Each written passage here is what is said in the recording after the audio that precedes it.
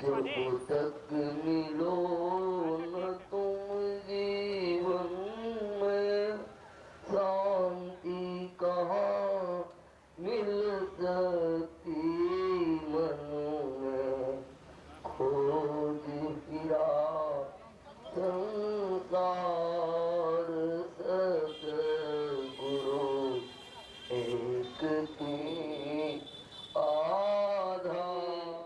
दुख अटक अटक कर सब आते हैं भूल भटक कर। जब हम पाते दुख अटक अटक कर आधार सतगुरु सहारा। कितना भी हो तैरनहारा लिया न जब तक शरण सहारा। हो न सका भव पार सतगुरु एक तुम्हीं आधार। एक तुम्हीं आधार सतगुरु एक तुम्हीं आधार। हे गुरुवर तुम्हें विविध रूपों में सदा बचाते दुख कूपों से। हे गुरुवर फिरा संसार सतगुरु।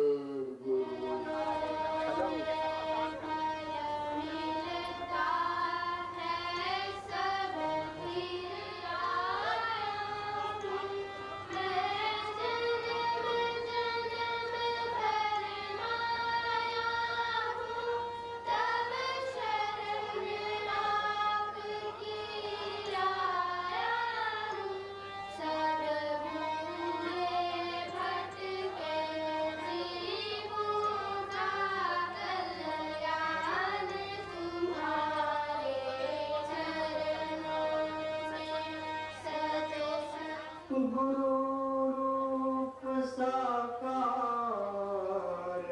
ना कर सके। गुरु करे सो होय। ये आज्ञा माही कहे कबीर दास का। तीन लोक भयना शर्मा पंथ था। मार्ग कठिन है ऋषाएंगे चरण कमल की छाँव। परम पूज्य पार है बढ़ाना संभल के कदम धीरे धीरे। परम पूज्य बढ़ाना बढ़ाना कदम धीरे धीरे। उस चढ़ाने के श्रद्धा सुमन धीरे धीरे। परम पूज्य पावन गुरु के द्वारे न जाएंगे। अब वह गुलाम गए पाप भार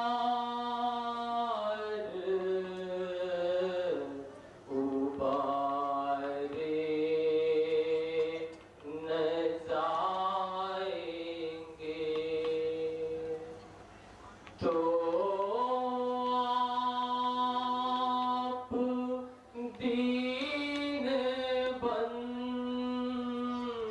तू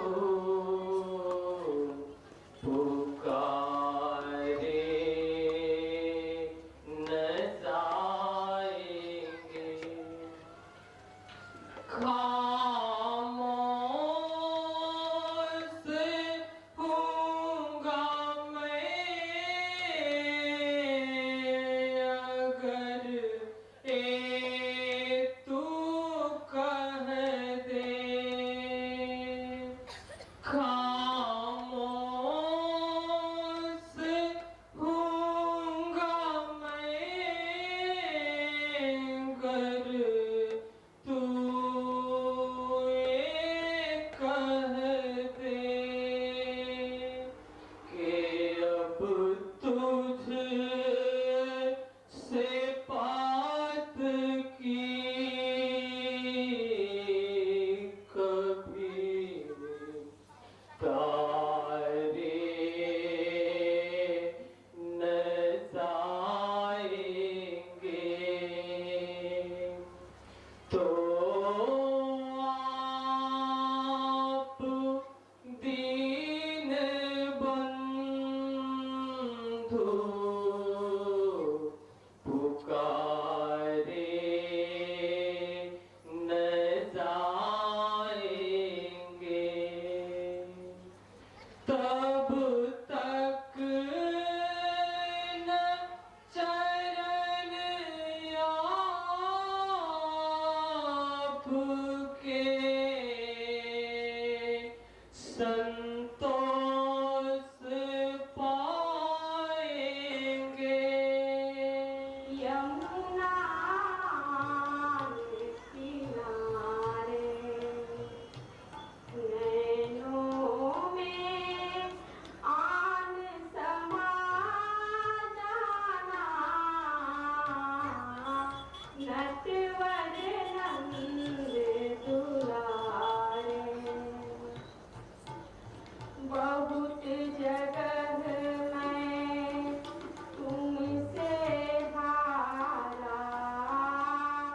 बहुत जगह मैं तुमसे हारा। तेरा मेरा झगड़ा न्यारा। बहुत जगह मैं तुमसे हारा। तेरा मेरा झगड़ा न्यारा। मधुर स्वरों में यमुना आन किनारे। ये भी विष्णु के अवतार अथाह शक्ति थी। इनकी ऊंचाई के विषय में कहना मुश्किल है, वाणी मौन हो जाती है। परम पूज्य महाराज जी कहते थे कि परम पूज्य मालिक जी जैसे जिस तरह मिशन की सेवा की, ऐसे आगे शायद ही कोई दिव्यात्मा आएंगे और फिर इस क्षेत्र की सेवा उन्हीं की आज्ञा से परम पूज्य सरघाटी के साहेब दिए। इनके समय में ये क्षेत्र बहुत पुष्पित पल्लवित हुआ और इन दोनों के पर्दा करने के बाद आज उन्हीं के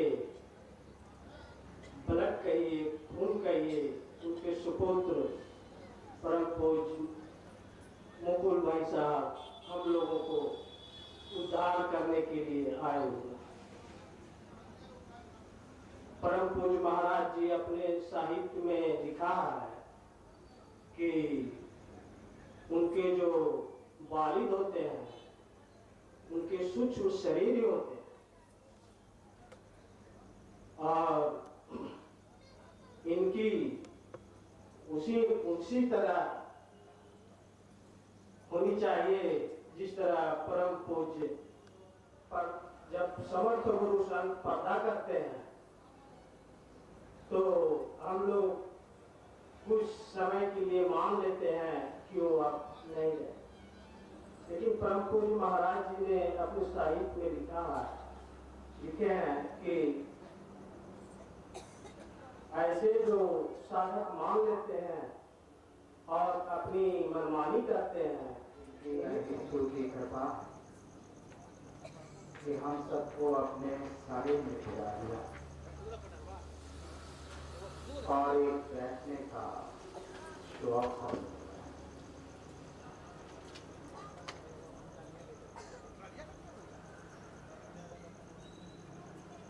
ये जोगी का सत्संग कार्यक्रम जैसा सुन रहे थे कि यहाँ पे परम पूज्य मालिक साहब हमेशा आया जाया करते थे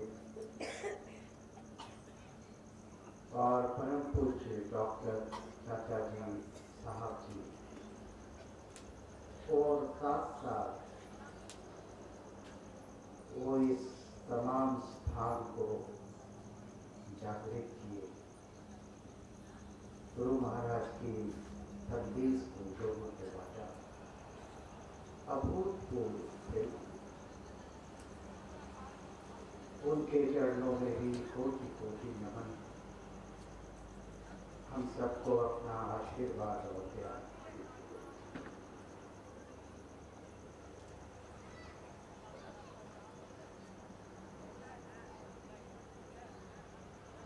आमतौर पर जीवन में हम शांति चाहते हैं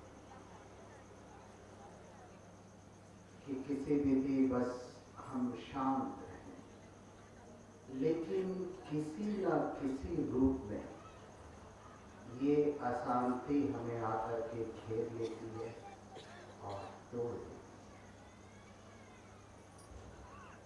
कैसे हमें शांति मिले? तो गुरु महाराज ने अपने 10 आलोक में बतलाया, जिसका एक का मैं जिक्र करता हूं। उन्होंने कहा कि ज्ञान में शांति और ये तुम्हें बाहर से नहीं मिलेगा, इसके लिए अंतर में हमें उतरना पड़ेगा, तभी वो परम शांति हमारे वृक्ष का एग्जाम्पल देखें, उसके अंतर में सुगंध रहता है कस्तूरी, लेकिन वो वन में इधर उधर दौड़ता रहता है उस खुशबू की तलाश में। उसको इसका भान नहीं रहता कि ये कस्तूरी, ये खुशबू हमारे अंदर। ऐसे ही गुरु महाराज बतलाते हैं कि ये जो शांति है ये हमारे अंतर में है, लेकिन हमें इसका ज्ञान नहीं है, तो हम अशांति में, अज्ञान में ठोकर खाते रहते हैं, दुख उठाते रहते हैं।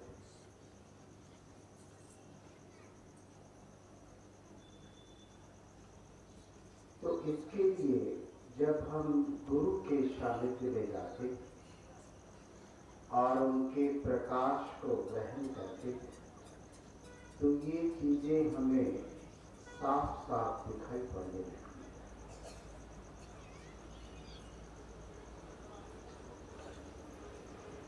और हम उसकी तरफ बढ़ते चले जाते हैं और जीवन में पूर्ण शांति, पूर्णता, मुक्ति प्राप्त।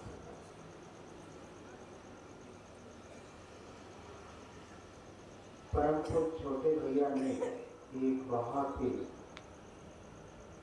सुंदर गाथा से इस बात को बताया है हम लोगों को कि एक लकड़हारा है जो बहुत ही गरीबी से, परेशानी से अपने दिन काट रहा था। तो वहां से एक महात्मा जी गुजरे और और उसके उस दीन दशा को देख करके कहा कि तुम आगे बढ़ो। बस इतना करके वो आगे चल दिए। जटाधारा के दिमाग में यह बात बैठ गई। दूसरे दिन उनकी बातों को याद करते हुए वो आगे की तरफ बढ़ा तो उसे एक चंदन का वन मिल गया। तो चंदन की लकड़ियों को काटता बाजार में बेचता। वो धीरे धीरे उसकी स्थिति और अच्छी हुई। लेकिन महात्मा जी की बात को वो दिल में रखे। उसे एक दिन फिर याद आया कि आगे बढ़ो। वो आगे बढ़ा तो उसे सोने की खान मिली। उससे और भी वो बहुत बड़ा आदमी बन गया। ऐसे क्रम से वो आगे बढ़ता गया। फिर उसे एक हीरे की खान मिली। तो अब तो वो चारों तरफ से बंद हो। तो ऐसे ही उनके कहने का भाव ये था कि हम जो साधना कर रहे हैं, सेवा कर रहे हैं, गुरु के दर पे आ रहे हैं, उसमें थोड़ा आगे भी बढ़ते चले, एक जगह रुक न जाए। और उन स्थानों का जिक्र करते हुए परम पूज्य ने बताया कि ये 5 स्थान हैं। उसके बाद ही वह शांति और ज्ञान में प्राप्त हो जाता है। इसको उन्होंने कोशों में बताया। अन्नमय कोश, प्राणमय कोश, मनोमय कोश, विज्ञानमय कोश और तो इन कोशों को धीरे धीरे आगे बढ़ते हुए हमें पार करना है।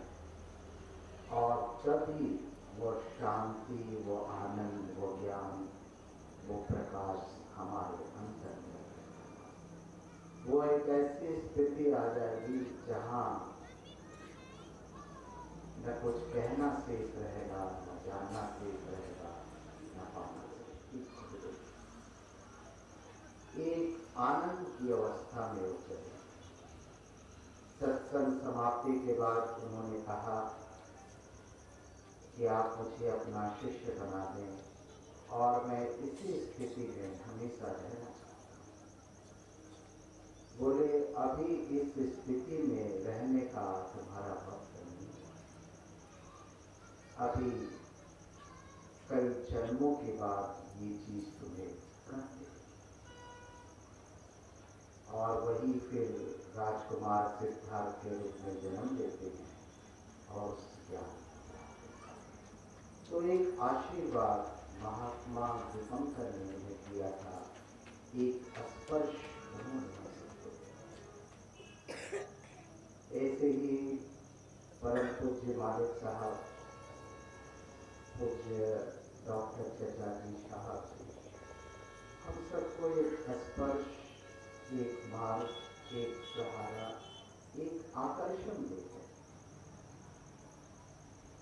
इस पर तुम चलते रहोगे तो उस अविष्ट को प्राप्त करोगे।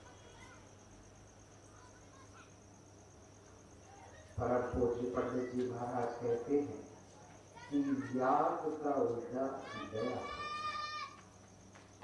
तो ये वक्त है कि हम अपने हृदय से याद करें, प्रार्थना करें कि हम जो भी हैं, जैसे भी हैं, आपके शरण आए।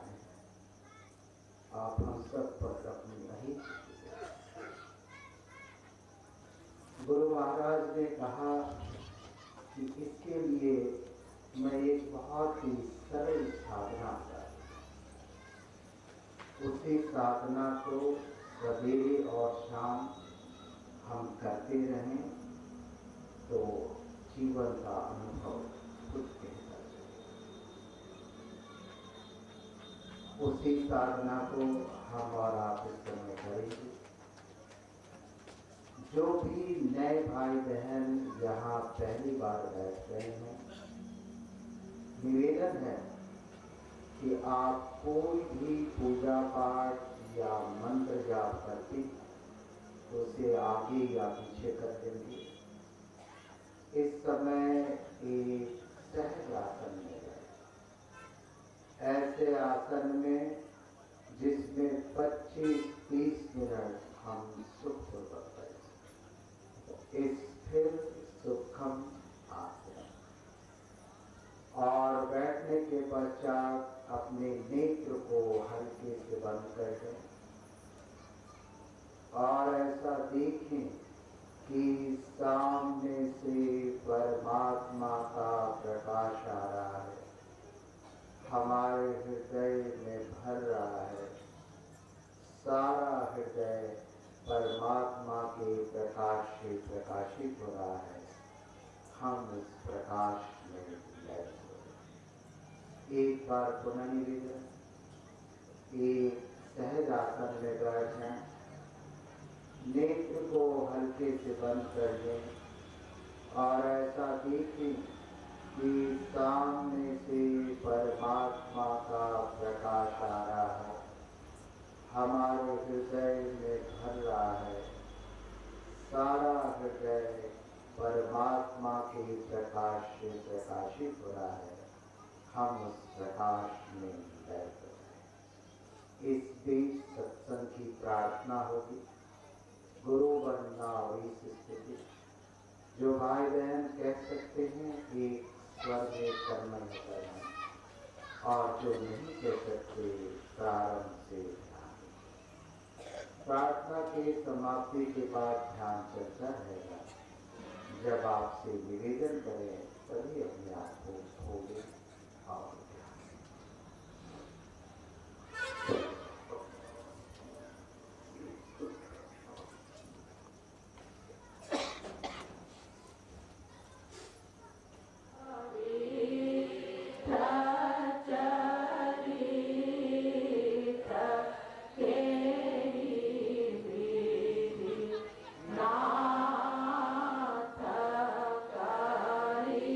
Yeah.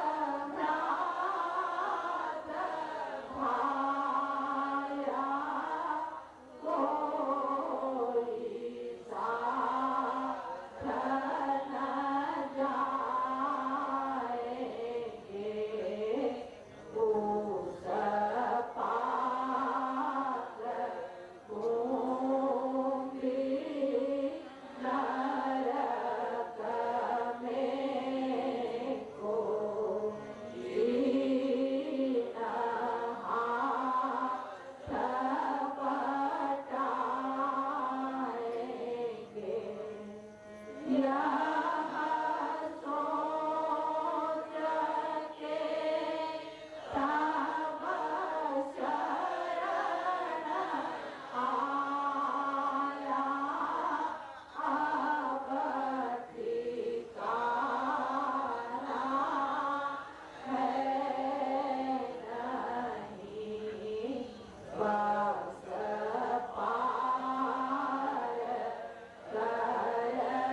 दो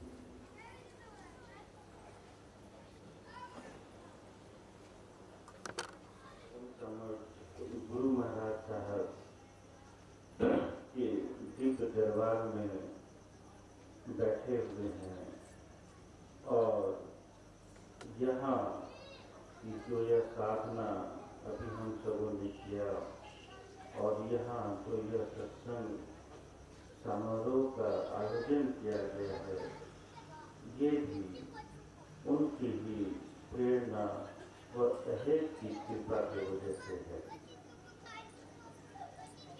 यहाँ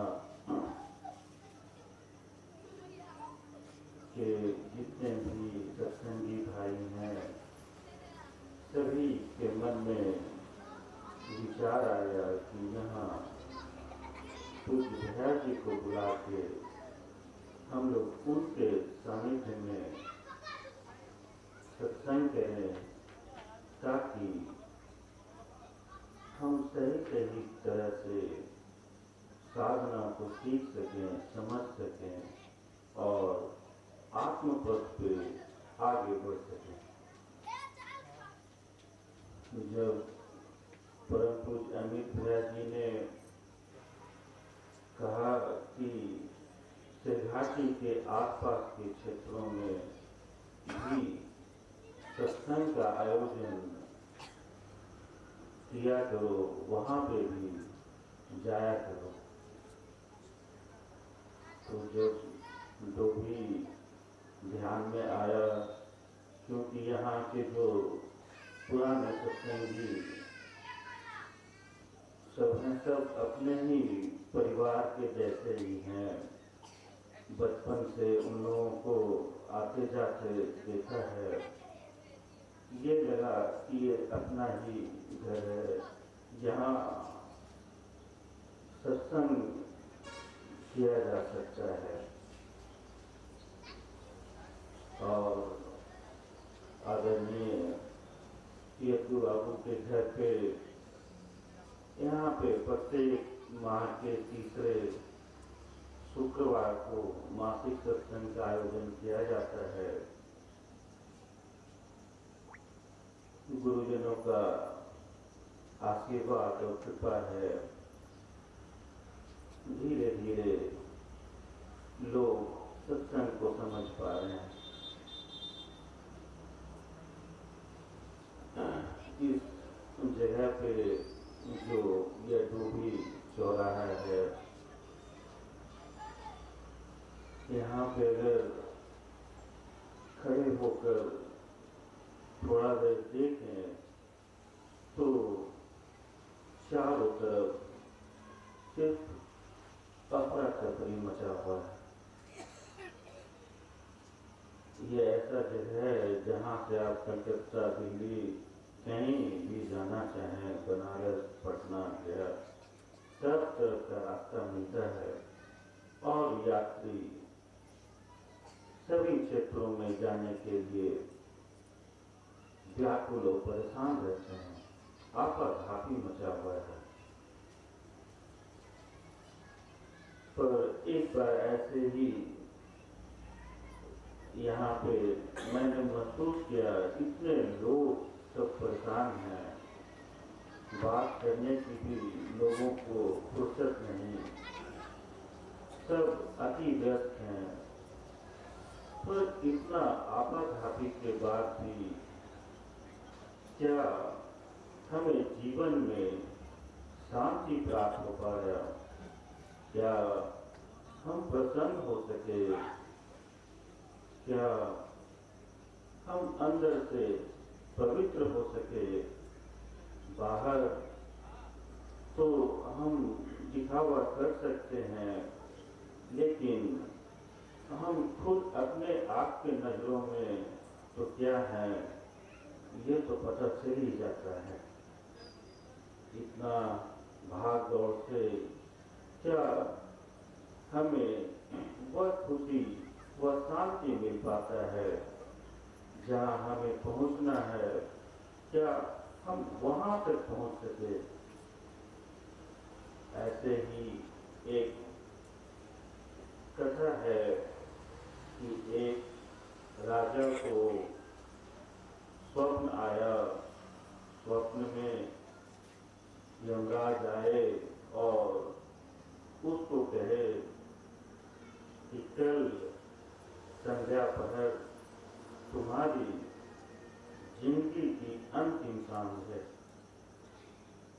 जो करना है वो सब काज कर डालो और सही समय पर सही जगह पर आ जाना, मैं वहाँ तुम्हारा इंतजार करूँगा। और देखो भूलना नहीं, और जितने भी कार्य हैं वो सब निपटा लो, फिर यह न कहना कि मैंने तुम्हें बताया नहीं।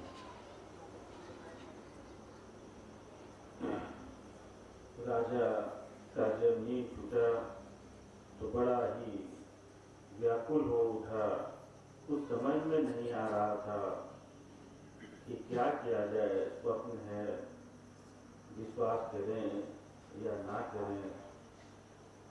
बहुत सोच विचार करके जब नहीं रहा गया तो ज्ञानियों को, दरबारियों को बुलाकर एक मंत्रणा की कि हमने ऐसा स्वप्न देखा है, क्या किया जाए। बहुत से लोगों ने कहा कि कुछ करने की आवश्यकता नहीं, यह स्वप्न है, ऐसे ही आया, इस पे ध्यान नहीं दीजिए। कुछ लोगों ने कहा कि अगर सच में यमराज आ गए हों और वो कह रहे हैं तो फिर क्या होगा। बहुत विचार आते गए लेकिन कोई निष्कर्ष नहीं निकल रहा था। तो एक बुजुर्ग दरबारी ने कहा कि देखो अब दोपहर भी ढल गई है और समय तुम्हारे पास कम है, शाम होने को है। ऐसा करो कि तुम जो भी चीज है सबको छोड़कर अच्छा घोड़ा पर बैठो और यहाँ से बहुत दूर निकल जाओ। राजा को ये बात जच गया और जो सबसे मजबूत घोड़ा था उस पे बैठा और बेतहासा न परिवार को देखा, न बंधु कुटुंब समाज को देखा और भागता चला गया। भागते भागते शाम हो गई। उसका नगर बहुत पीछे छूट गया पर बहुत आगे निकल आया, जंगल में आ गया। शाम हो गई तो उसे यह एहसास हो गया कि अब मैं काफी दूर आ गया हूँ और अब खतरे की कोई बात नहीं। घोड़ा से उतरा, उसको एक पेड़ से बांधा और जैसे ही खड़ा हुआ उसे एहसास हुआ कि एक काला सा साया आके उसके कंधे पे हाथ रखा और कहा कि बिल्कुल ठीक समय पर और ठीक जगह पे आ गए हो, यहीं पे तुम्हें आना था। हम सब भी जीवन में ऐसे ही भाग दौड़ मचाए हैं, हमें मालूम ही नहीं कि जाना कहाँ है और ऐसे ही भागते भागते एक समय सही समय पे वो सही जगह आ ही जाता है। उसी ज्ञान के लिए, उसी विवेक को खोलने के लिए सत्संग की आवश्यकता है। जब हम जान सकें कि हमारे लिए क्या उचित है। आया भी है बिनु सत्संग विवेक न होई। विवेक के जागने के लिए सत्संग का आवश्यकता सभी महात्माओं ने बतलाया, ऋषि महर्षियों ने बतलाया। हमारे गुरु महाराज साहब ने भी उसी विवेक की जागृति के लिए, आत्मज्ञान के लिए यह सरल साधना हम सबों को प्रदान की, क्योंकि आज हम सबों के पास वह सामर्थ्य नहीं, वह क्षमता नहीं कि हम लंबी तपस्या व और दूसरी साधनाएं कर सकें। हम तो घर परिवार में फंसे हुए हैं, गृहस्थी का बड़ा सा बोझ है। ऐसे हाल में परम पूज्य गुरु महाराज साहब ने अहेत की कृपा करके यह साधना दिया है। उन्होंने कहा कि आपको कुछ भी त्यागने की आवश्यकता नहीं है, सिर्फ यह जो साधना है इसको अपने जीवन में अपना लो। और इसी सरल साधना से हम अपने जीवन के परम लक्ष्य को प्राप्त कर सकते हैं। अगर हम ध्यान से देखें कि हम चाहते क्या हैं, तो हम जीवन में शांति चाहते हैं, समृद्धि चाहते हैं, प्रसन्नता चाहते हैं, आनंद चाहते हैं, प्रेम चाहते हैं, लेकिन यह बाहर नहीं मिल पाता, क्योंकि यह जो है वो आत्मा गुरु की कृपा से और इस साधना को करते करते कभी भी हम उसके करीब आ जाएंगे तो हमारे भी जीवन में वह परम शांति, वह आनंद आ जाएगा, ये भाग दौड़ उठ जाएगा। क्योंकि हमें हर हाल में ठहरना ही है। कबीर साहब ने कहा है कि तन थीर, मन थीर, वचन थीर, सूरती नीर की थीर होए।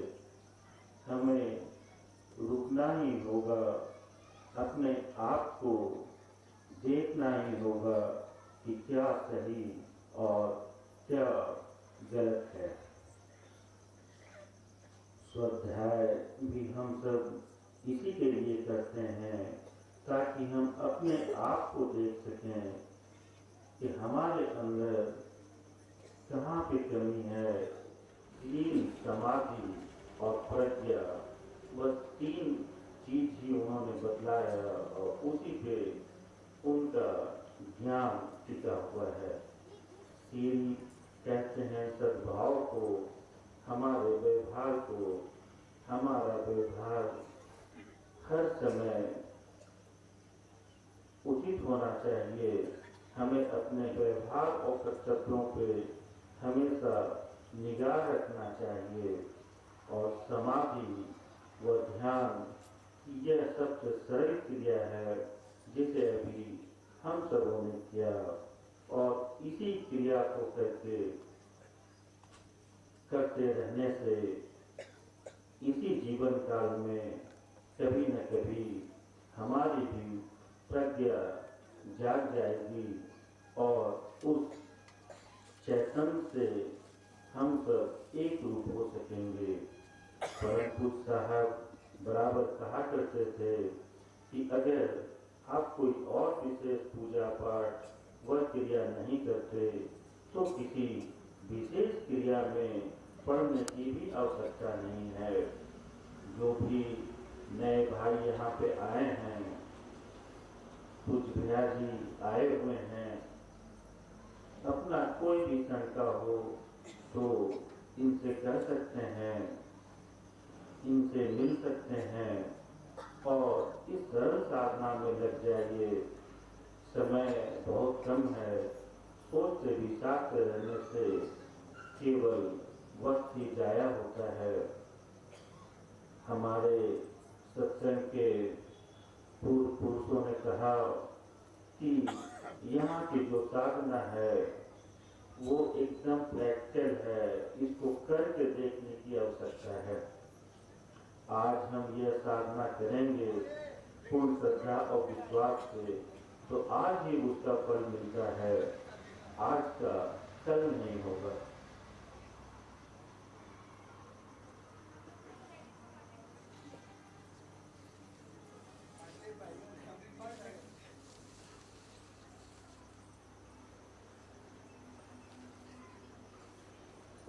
उन्हीं समर्थ गुरु के श्री चरणों में श्रद्धा स्वरूप यह नैवेद्य रखा हुआ है।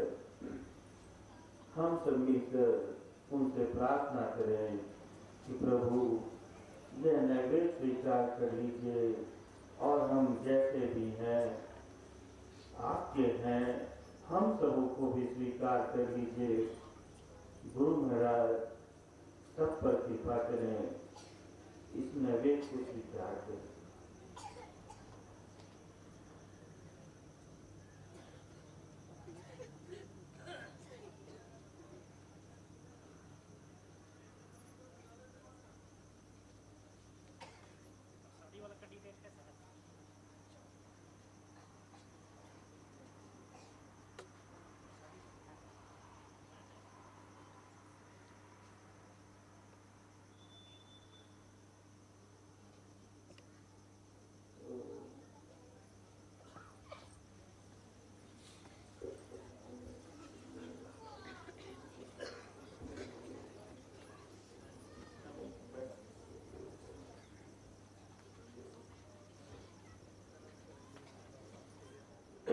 और ना ही यहाँ किसी को शिष्ट ही बनाया जाता है। आपसे आग्रह है कल 9 बजे के पहले यहाँ पे आके सत्संग में सम्मिलित हों और अध्यात्म ज्ञान प्राप्त करें। दूसरी, जो नए लोग यहाँ पे आए हैं उनके लिए जो अभी यहाँ पे प्रार्थना हुआ वह सत्संग का एक साधारण छोटे में इसका जो वर्णन हो सकता है वैसा किताब व पम्फलेट बुक स्टॉल पर रखा हुआ है। बहुत सस्ता है, 5 रुपया मेरे याद से उसका कीमत होना चाहिए। आप लेके उसे ले सकते हैं। और भी सत्संग के जितने भी महापुरुष हुए हैं सभी लोगों के लिखे हुए साहित्य हैं, आप उसे भी देख सकते हैं और अपने रुचि के अनुसार खरीद सकते हैं। दूसरा कि ये सत्संग के बाद यहाँ पे भोजन की भी व्यवस्था की हुई है, वो भी गुरु महाराज का प्रसाद है। हम सब भाई बहन भोजन करके ही घर को जाएं, ऐसा आप सबों से मेरा निवेदन है।